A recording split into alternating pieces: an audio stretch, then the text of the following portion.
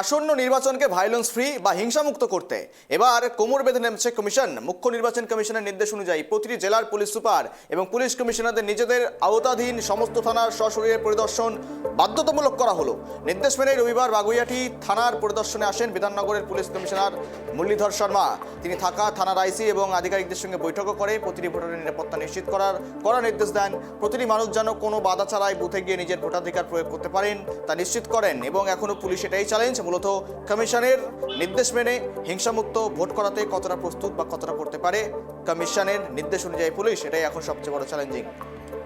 হিংসামুক্ত ভোটের লক্ষ্যে করা কমিশন।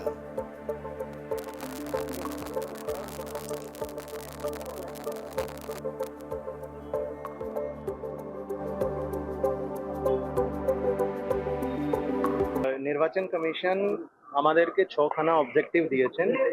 সেই ছখানা অবজেক্টিভের মধ্যে প্রথম হচ্ছে নির্বাচনটাকে পুরো ভায়োলেন্স ফ্রি করাতে হবে।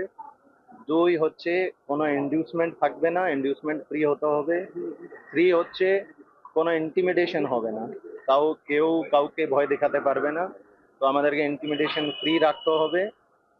ফোর্থ হচ্ছে কোনো ছাপ্পা হবে না, ছাপ্পা ফ্রি রাখতে হবে। ফিফথ হচ্ছে কোনো বুথ ক্যাপচারিং, বুথ জ্যামিং হবে না, এবং সিক্সথ হচ্ছে সোর্স জ্যামিং হবে না। তো থানার ওসি এবং যারা অফিসাররা ছিল তাদেরকে প্রত্যেককে ডিটেলে এই অবজেক্টিভগুলো ব্যাখ্যা করে দেওয়া হয়েছে।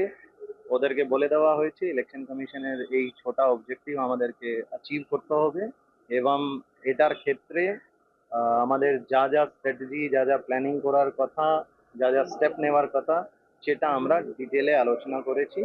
এবং এসিপি ডিসিপি ওনারাও ছিলেন, থানার পুরো টিমটাকে এটা বোঝানো।